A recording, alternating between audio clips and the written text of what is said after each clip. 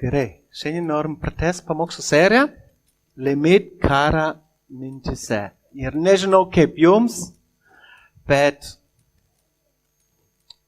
tikrai labai svarbi tema. Dėl to atidžiai paklausykim, susikaupkim, ką Dievas nori mums pateikti. Noriu prieš tai užduoti jums vieną klausimą. Tai ne retorinis, tai tikras klausimas ir drąsiai atsakykit savo pirmą mintį į tą klausimą. Kas keičia mūsų tavo mąstyseną? Kas keičia? Gal kitaip klausant, ką reikia būti arba atsitikti, kad mūsų gyvenimas pasikeistų į kitą kryptį. Kas turi atsitikti? Iš savo patirties. Liga? Sunkumai? Praradimas? Daugiau minčių? Patirtis? Daugiau minčių? Rokai, skausmas? Zita? Dievas? Aišku, atsiprašau, man jos atsakymas labiausiai patinka. Gerai? Iš tikrųjų, galvojant apie tai, aš irgi, kai žiūri į save, į kitus žmonės, apskritai yra trys dalykai, kurie keičia mūsų gyvenimą. Pirmas dalykas, ką jūs jau pasakėt, skausmas, kančia. Antras dalykas,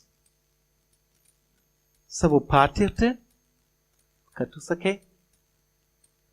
Trečias dalykas, kitų žmonių išgyvenimas. Kitų žmonių patirtis.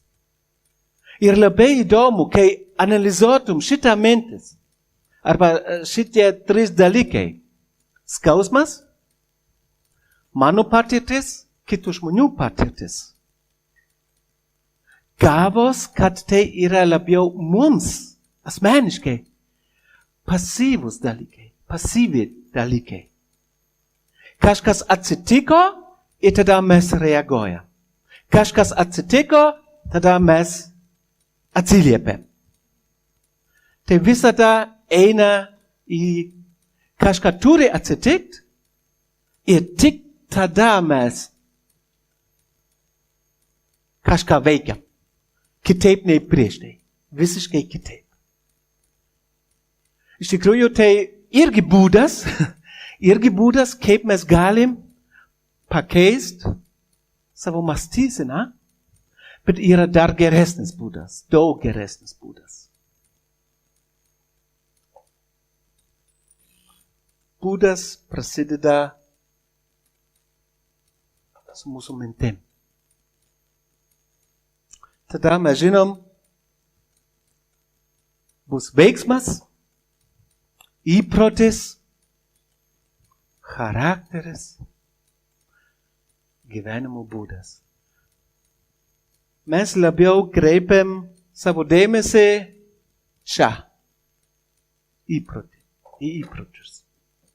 Bet iš tikrųjų, kai mes norim pakeisti, su Dievo pagalba, kai mes norim pakeisti savo gyvenimą, reikia pradėti nuo pradžių, nuo mintim.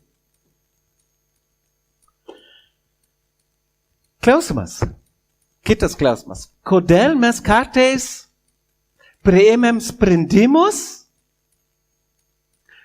kurios žiūrint atgal buvo blogi sprendimai. Buvo labai durnas, labai kvailas sprendimas. Kodėl mes sprendžiam taip ir tada žiūrint atgal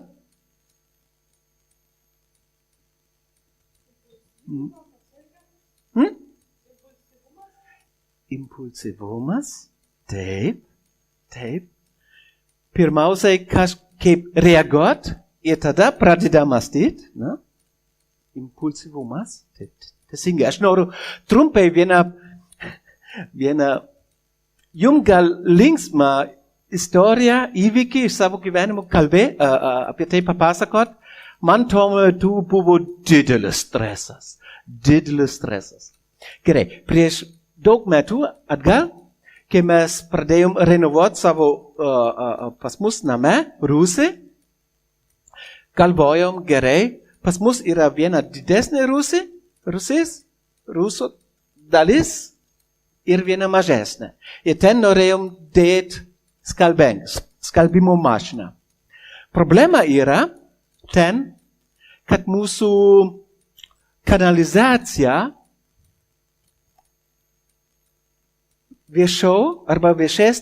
viešesnė už skalbenkę. Problema buvo, kaip vanduo bėgtų pirmiausia į viršų, kad galėtų išbėgti į mūsų valymo įrenginį. Ir pasidomėjau, mačiau internete, kad yra tokia siurblys, kurie pumpuoja.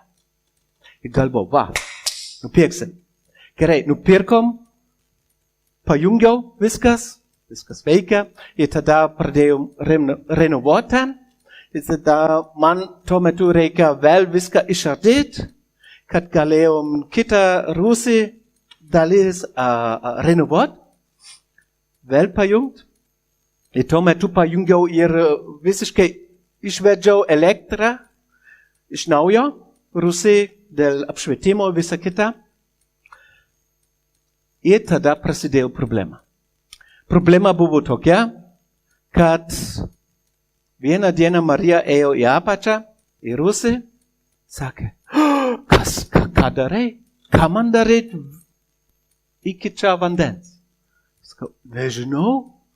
Nes jinai prieš tai įjungė skalbimo mašiną ir kažkaip tas siurblys nedirbo. Gerai, patikrinau, žiūrėjau, tikrai siurblys nedirbo, pakeičiau į kitą. Ir kitą dieną tas pats. Ir galvoju, naujas siurblys, labai kokybiškas, tai siurbo tikrai tai ne priežastis. Ir tada pradėjau ieškoti, kur yra priežastis. Ir man viduj kilo streso. Nes galvoju, palauk, tai gali būti tik siurblys, arba kažkas su jungimu, kad ten kažkur lašo arba išbėgo vandens. Patikrinau viskas super, bet vis tiek vandens rūsy. Vienu žodžiu, labai bandžiau ieškoti įvairių būdų, visur beveik, ir tada galų gale supratau, ką darau. Kai pajungiau elektrą su apšvietimu į tokį dėžutę, pajungiau, kad tas siurblys veiktų tik tada, kai žmogus įjungs šviesą. Ir kadangi šviesa pas mus rūsy ne visada įjungta, kaupėsi ten daug vandens tam siurblį ir tada iš siurblio išbėgo. Priežastis buvo du laidai, kurie nebuvo taip pajungta. Ir manyčiau, kas liečia mūsų temą, labai dažnai pas mus taip yra irgi. Du laidai mūsų čia ne taip sujungta. Tik kai spaudžiam šviesą ir tada veikia, kai užgesim šviesą, kažkodėl nebeveikia, kaip turi veikti.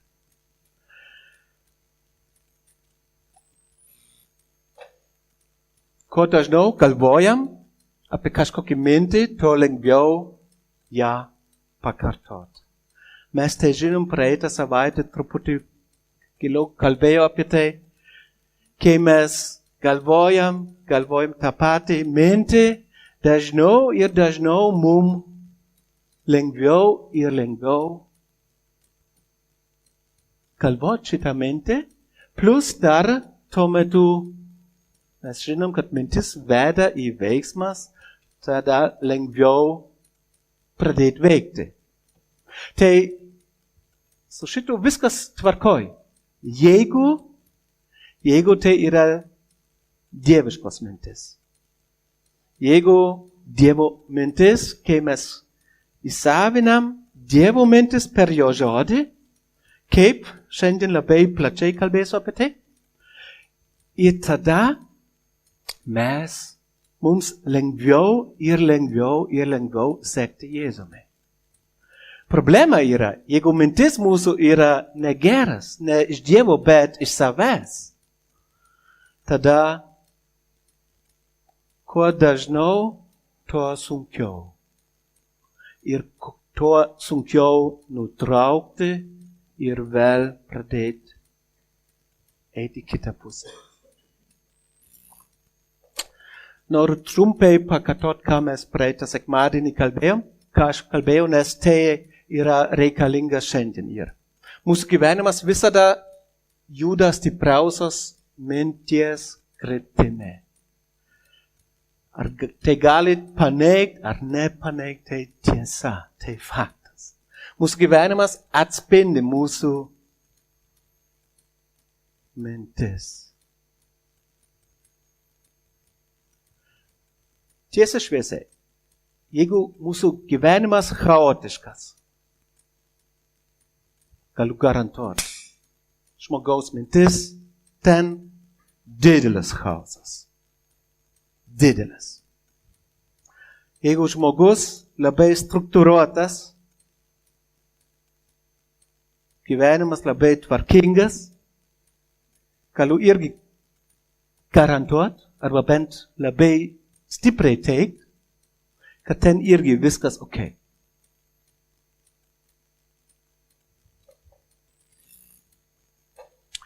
Jei negali kontroliuoti savo minčių, negali kontroliuoti savo gyvenimo. Mums tai nepatinka, bet taip yra. Ir už kelių minučių įrodysiu, kad šitas teiginys yra teisingas. Jeigu mes nemokam kontroliuoti, suvaldyti savo mintis, tada mes nesugebam suvaldyti savo gyvenimą. Kas tada būna? Kažkas įskaudino mus, mes patirsim skausmo, ir tik tada, jeigu skausmo levelis yra ganėtinai aukštas, tik tada pradedam pasikeist. Jeigu ne taip aukštas levelis skausmo, tada gyvenam toliau ir kaip ir mes prieš tai gyvenam. Bet jeigu skausmas levelis labai aukštas, tada tai Dievas naudoja, kad mes pradėtum mąstyti, pukšt. Kad mes tada eitum į rūsį ir įjungtum šviesą ir tada viskas veikia. Gerai, šiandien noriu kalbėti apie priemonės, apie būdus, kaip mes galim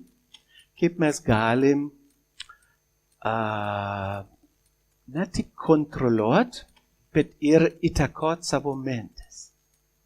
Ir aš atsimenu, kai buvau dar jaunas, aš labai mėgėdavau žaisti futbolą. Ir visada po mokyklos padarau savo namų darbus ir kuo greičiau, kad galėčiau eiti į futbolo aikštelę ir žaisti su kitais fulą. Žaidžiau 2-3 valandas, tada grįžau namo. Per atostogas, 10 valandą jau išvykau ir 9 tik vakare grįžau. Ir gal 1 valanda pertrauka buvo, bet visą laiką žaidžiau futbolą. Ir nebuvau vartininkas, kuris tik stovėjo ir laukia kamuolio. Tik laksto. Ir aš galvoju, tai geras metodas, geras būdas, kaip treniruot kūną. Kaip tapau biški vyresnė, supratau, kad ne tik judėjimas padeda treniruot savo kūną, bet ir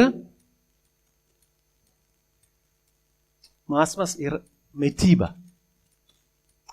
Žinau, kad ne gal geriausias pavyzdys tam, bet kaip mes arba ką maitinam savo kūnui, tai bus pasekmes. Tas pats su mūsų protą, su galva, su mintis, mąstysena.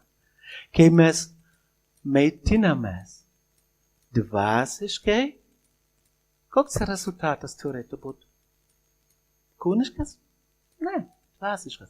Kaip mes maitinamės kūniškai, kūniškas pasekmes. Labai paprasta. Aš negaliu tikėt, eit kasdien 3 kartus į Hesburgerį, pavalgyti ten 3 mėnesius, kad turėčiau tokią figūrą po to kaip rokas. Ne, aš tada reikia dar biškį platint duris. Bet jeigu mes maitinamės gerai, tada ir bus geros pasekmes. Šiandien noriu kalbėti apie vieną vyrą, apie Paulių, apie vieną laiškas Filipiečiams, apie vieną skyrių, paskutinę, ir iš tikrųjų tik apie vieną eilutę. Tik apie vieną sakinį noriu šiandien kalbėti.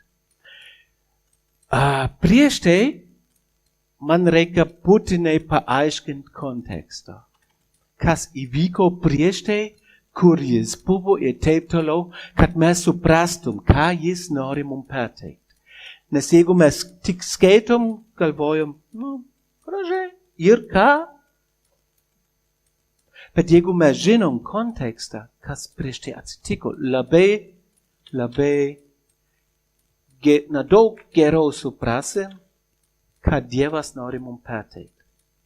Paulius buvo, kai jisai parašė laišką Filipiečiams, buvo kur? Atostogose? Kalėjime. Čia yra nuotrauka iš kalėjimo Vokietijoje. Tai iš tikrųjų gražu, sakyčiau. Bet Paulius, kai jisai buvo kalėjime, buvo truputį kitaip. Truputį prasčiau. Jisai buvo kalėjime ten, Filipuose, tai yra Graikijoje dabar, dabartinė Graikija. Ir kalėjimas buvo kaip uola. Truputį skaičiau komentarų, kas ten buvo. Ar ten irgi maitina kaleivius 3 kartus per dieną? Ar irgi jiems nereikėjo skalbti drabužius ir taip toliau? Ir buvo biškai išsigandęs. Jisai, arba žmonės, kurie buvo ten, buvo maža tamsi ir drėgna kalėjimo kamera. Ar galėtum biškai pakelti tą pelytę? Pajudėti pelytę? Jo, ačiū. Judėti. Griežtai saugomi grandinėm. Jisai visą laiką turėjo čia kojo grandinės. Jisai negalėjo eiti. Vis tiek nėra galimybės, nes kamera buvo maža. Minimalus aprūpinimas. Jisai negavo 3 kartus per dieną valgyti. Gavo labai minimaliai ir labai dažnai kalinu draugai pasirūpino jais. Kodėl? Nes ten buvo per mažai valgyti. Jis skirta ne ilgalaikis bausmei, o kaip sulaikymas iki teismo arba eksekucijos. Tuo metu nebuvo, sakykim, 20 metų laisvės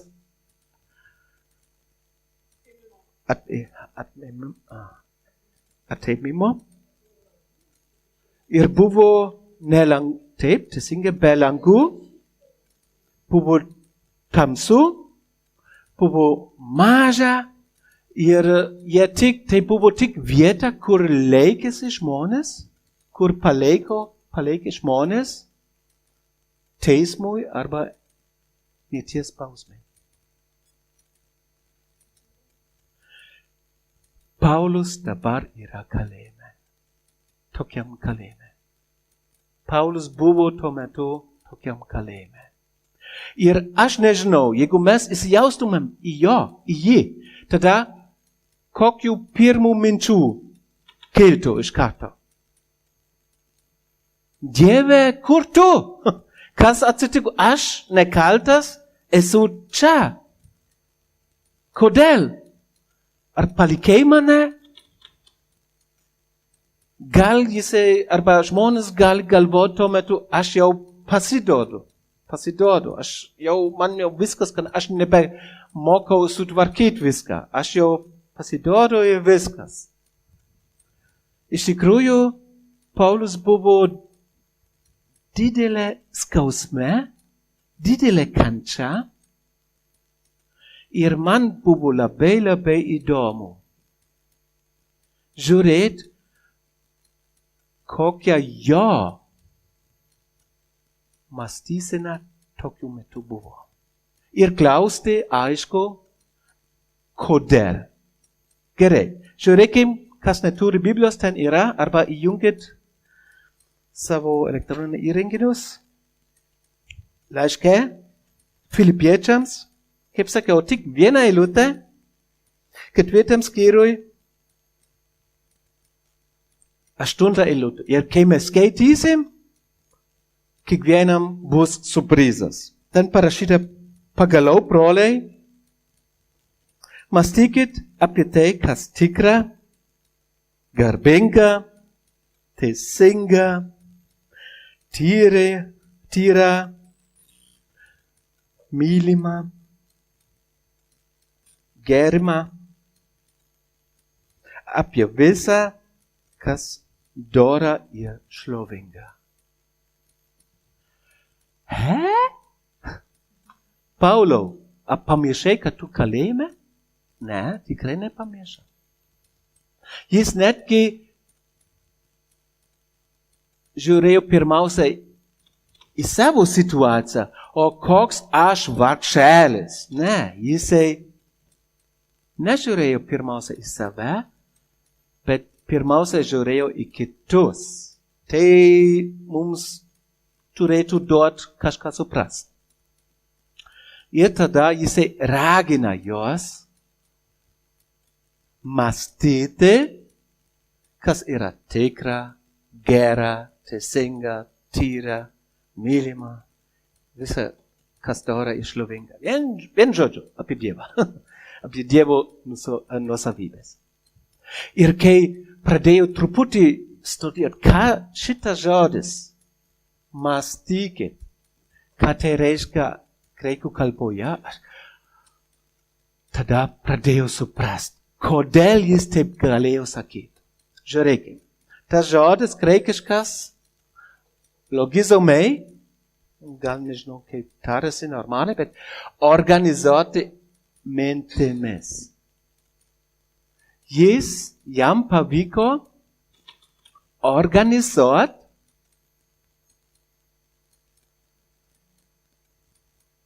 savo mintis. Kaip prieš tai sakiau, kas turėtų būti, kad mano gyvenimas visiškai pasikeistų, mes atsakėm, ne? Skausmas. bloga patirtis ir kitų žmonių patirtis. Tai yra pasyvas. Bet čia Paulius, jisai ragino kitus, kad jų mąstyt ne pagal dabartinę situaciją, bet mąstyt apie tai, kas yra virš visų situacijų, apie Dievą. Ir tai buvo jo paslaptis. Dar kartą. Labai svarbus. Jeigu mes norim augti dvasiškai, tikrai, jeigu mes norim, kad Dievas vestų mūsų mintis, tada mums negalima daugiau galvot apie situacijas, bet mums reikia galvot, mąstyt apie tą, kuris yra virš visas situacijas.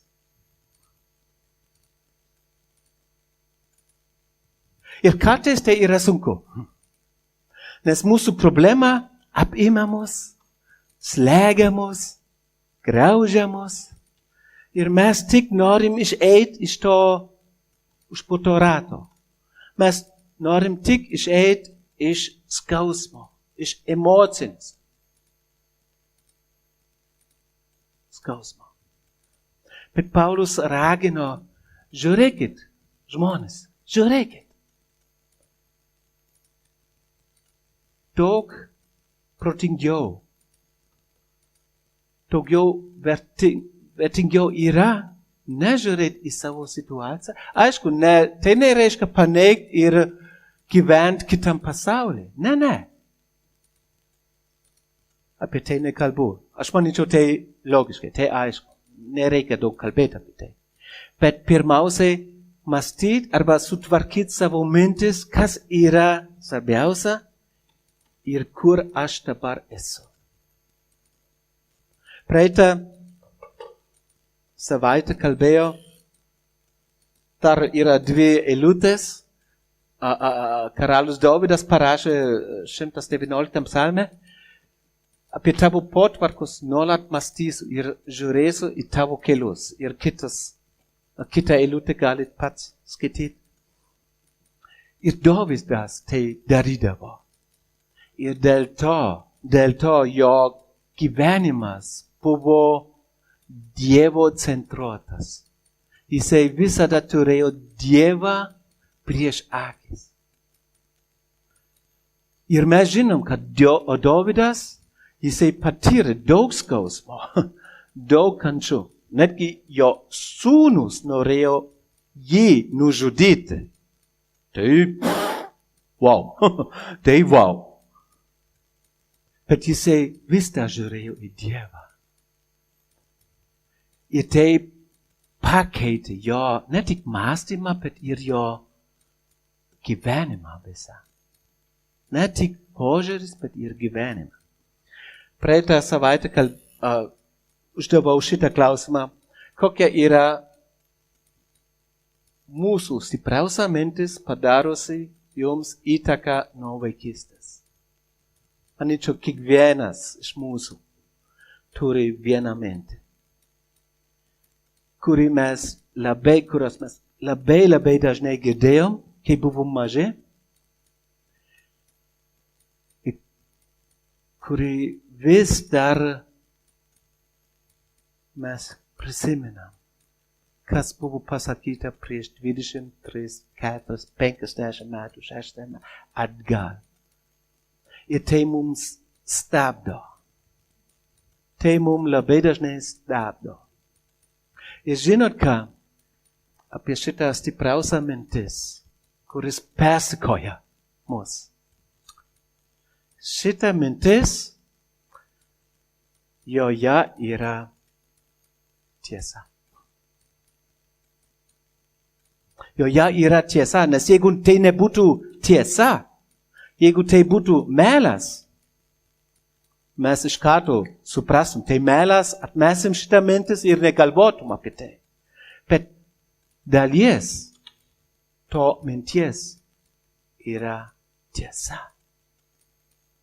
Ir labai įdomu žiūrėti, kaip mūsų priešas veikia.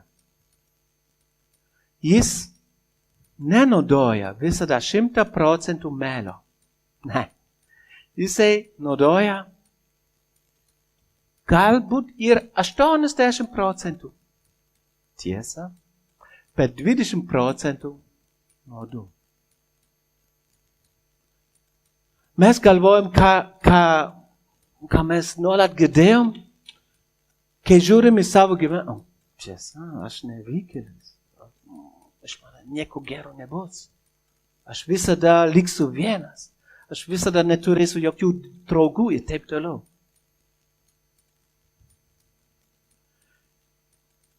Tai iš dalies teisingai. Tame yra tiesos. Bet mūsų priešas nori mus įkalbėti, kad mes negalim niekada išeiti iš to rato. Ir tame yra melas. Nes su Dievu įmanoma išeiti. Su Dievu įmanoma išeiti. Su Dievu įmanoma išeiti. Tik klausimas, ar leidžiam? Ar leidžiam, kad Dievas veiktų mumise taip, kad mes išeitum iš to kalėjimo? Tai tik klausimas. Ar mes leidžiam, kad jis veiktų taip mūsų gyvenime, kad mes galim išeiti su jo pagalba, aišku. Ir noriu šiandien labai būti praktiškai. Labai būti praktiškai. Aš užsirašau keletą tiesų, stipriausias mintis, kuri gal kai kuriems iš jūsų persikoja. Gerai, pirma mintis. Jaučiausi nepilnavertiškas. Jeigu jūs kovojat su šitą mintį, kaip išeiti, kaip praktiškai išeiti iš to rato. Paklausyt psichologų, kurie nuolat kalba, ne, tu geriausias žmogus pasaulyje.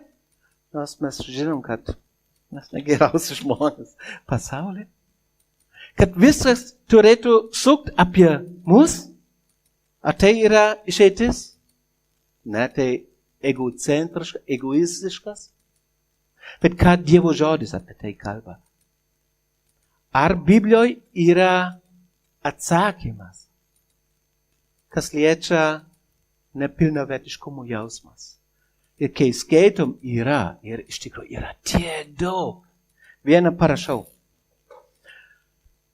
Tas pats Dovydas karalius parašė, girsiu tave, kad taip nuostabiai ir baimę keliančiai esu sukurtas. Kokie nuostabus yra tavo darbai ir mano siela tai gerai žino. Gerai, tai skaičiau, supratau, bet tiesiai švies man tai nepadeda. Man tai nepadeda. Kodėl? Atsakymas labai paprastas. Nes mes dar neįleidžiam Dievo mintis, Dievo tiesą į savo širdį. Kaip įleisti? Kaip praktiškai įleisti, kad Dievo mintis, kad Dievo tiesa pradėtų valdyti mūsų širdį. Ir tai yra tas svarbiausias klausimas. Ir iš tikrųjų, mano būdas, ir manyčiau, kiekvienas iš jūsų pabandykit irgi, per trumpą laiką pastebėsit, kad tai taps ir jūsų būdu, yra skaityti šitą eilutę, kai jaučiausi nepilnavertiškai. Ir ne tik skaityti, bet ir mąstyti apie tai. Kas čia iš tikrųjų yra parašyta? Dovydas, jisai gyrė viešpat. Nes jisai yra nuostabiai sukurtas. Wow! Dievas sukūrė jį nuostabiai. Na gal atrodo nosis per ilgas, ausis per didelis. Ne, jis apie tai nekalba, nešneka.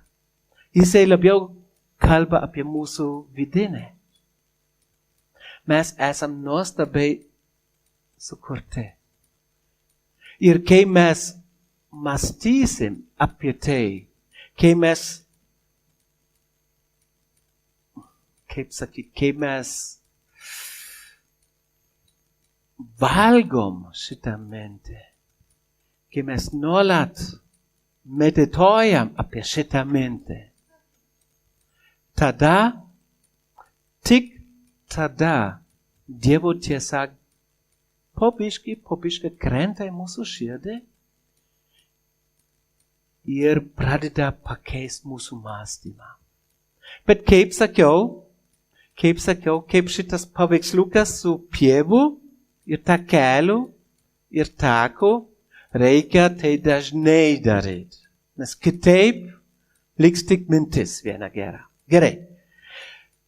Gal mes jaučiam taip, kad rūpesčiai mus naikina. Gal mūsų visa vidinės mintis sukasi apie rūpesčius. Kokia Dievo mintis? Apie tai Dievo tiesa. 2 eilutės prieš tai, ką jis parašė, ką mes ką tik skaitėm, parašė Paulus. Niekur nesirūpinkit, bet visose reikaluose maldas ir prašymų su padėka, jūsų troškimai tesidaro žinomi Dievui. Ir tada, ir Dievo ramybė pranokstanti visokį supratimą, tai reiškia, mes negalim suprast, kas čia dabar vyksta. Saugos mūsų širdis ir mintis Kristuje Jėzuje. Tai nesuprantama, kaip tai veikia, bet jeigu mes atiduosim viską Dievui ir tuo metu nerūpintis, tada Dievas pažadėjo, kad jo ramybė pradėtų valdyti mūsų širdį. Ir tai vyksta tik, kaip sakiau, jeigu mes tai ne tik vieną kartą paskaitytum, bet kai mes nuolat pamąstytum apie tai. Ir mano būdas, kaip nuolat pamąstyti apie tai, yra išmokti eilutes atmintinai. Ir kai būna tokiose situacijose, kai aš būnu tokiose situacijose, aš iš karto žinau eilutes, galiu iš karto mąstyti, ką aš išmokau, kas parašyta Dievo žodį, ir tai man padės išeiti iš to užburto rato. Kitaip mes ten pasiliksim ir galvojam, na, tai Dievas tai tu sakei, bet mano gyvenimas kitoks. Ne. Dievas taip pasakė, taip, bet mano gyvenimas neturėtų būti kaip prieš tai. Ir negali būti kaip prieš tai. Gal mūsų stipriausia mintis buvo, aš visada lieku vienišumas. Neturiu daug draugų, visi mano pažįstami, jie nenori bendrauti su manim ir taip toliau. Ką Dievas apie tai sako?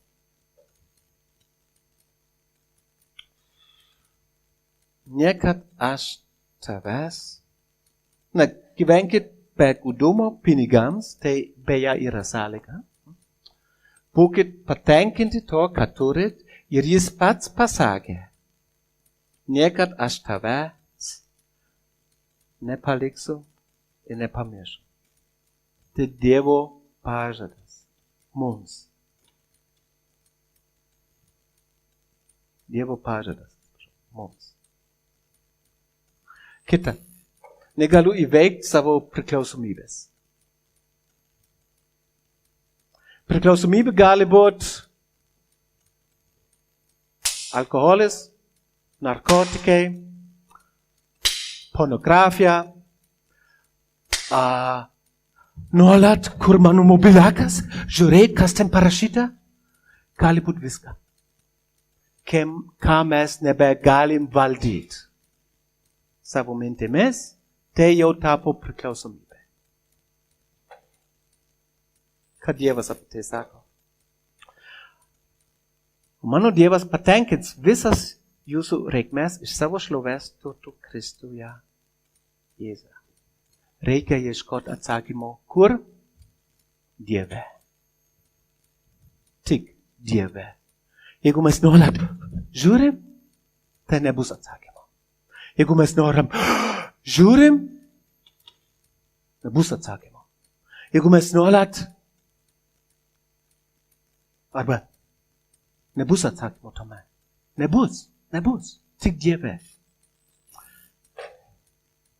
Negaliu būti arti Dievo. Toks jausmas, kad mes galvojam, aš nieko nejaučiu, tai reiškia, Dievo nėra. Arba Dievo toli. Ne. Tai mūsų supratimas. Tai mūsų idėja iš tikrųjų. Bet tai nėra tiesos, nes Dievas yra visur esantis.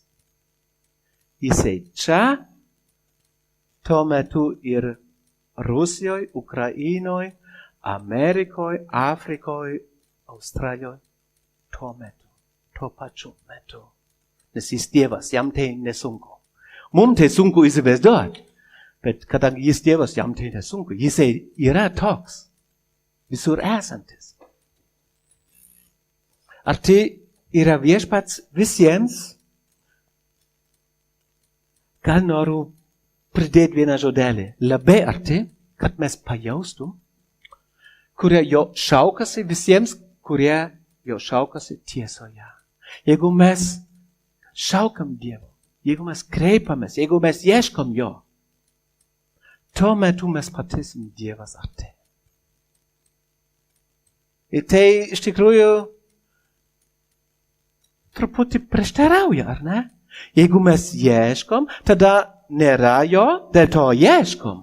Bet tuo metu ieškojimo procese Dievas yra per visą laiką. Gerai, dar. Bijau pasitikėti Dievu. Tai buvo beje ir mano baimė. Ar tikrai galiu 100% pasitikėti Dievu? Žiūrint atgal, kai įtikėjo iki šiandien, 35 metus praėjo, pasitikiu jo. Jis vertas pasitikėjimo. Iš viso širdies sakau. Jis vertas pasitikėjimo. Viena iš mano mėgstamiausių eilučių. Dievas ne žmogus, kad meluotų, ar ne žmogaus sūnus, kad pakeistų savo nuomonę. Ar jis pasakė, nepadarys? Būna taip, ne? Ir labai dažnai būna. Mes kalbam, bet nelaikom savo žodžio. Ar jis kalbėjo ir neįvykdys? Ne. Tai retoriniai klausimai. Ne. Kai Dievas kažką sako, jisai įvykdys. Visą laiką. Visą laiką. Ar mes jaučiam to, ar ne? Visą laiką darys taip. Ir manyčiau, prieš paskutinę ateities baimę irgi labai gera eilutė išmokti atmintinai. Nebijok, nes aš esu su tavimi. Nepasiduok baimei, nes. Kodėl? Ne, nes aš esu tavo Dievas. Ne aš esu savo Dievas, bet viešpats yra mano Dievas. Aš sustiprinsiu tave ir padėsiu tau, aš palaikysiu tave savo teisumo dešinėje. Žodžiu, jis nori labai būti arti prie manęs.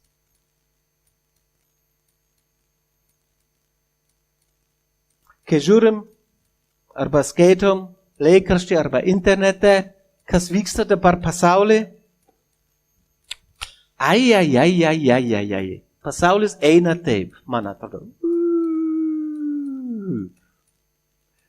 tai reiškia, kad man bijoti reikia? Ne. Kodėl? Nes pats Dievas taip pasakė. Ar Dievas melagis? Ne, jis nemelagis. Jisai ne tik visur esantis, bet visą žinantis. Jis jau žinojo, kaip viskas bus.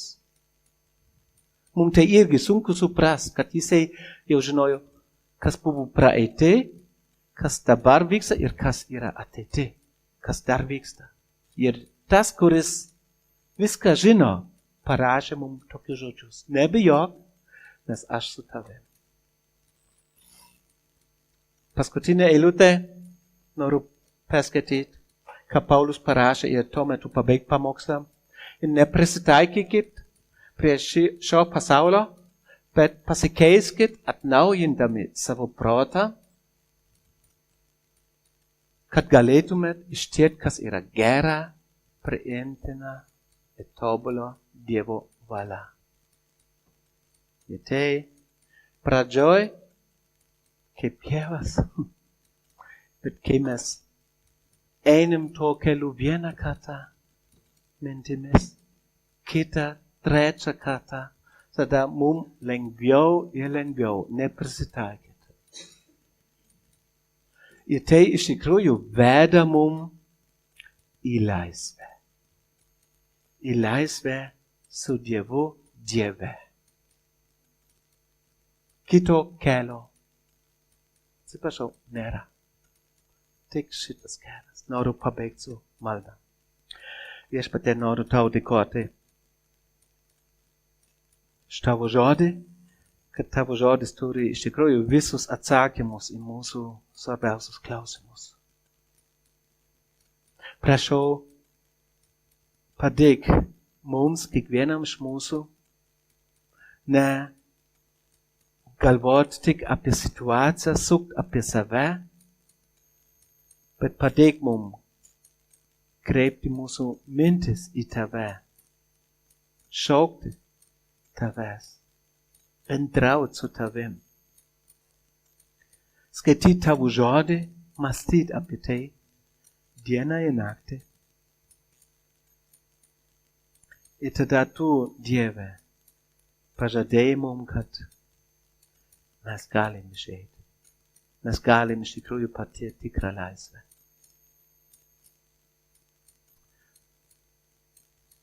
Prašau, tame padėk mums, Jėzus vardu.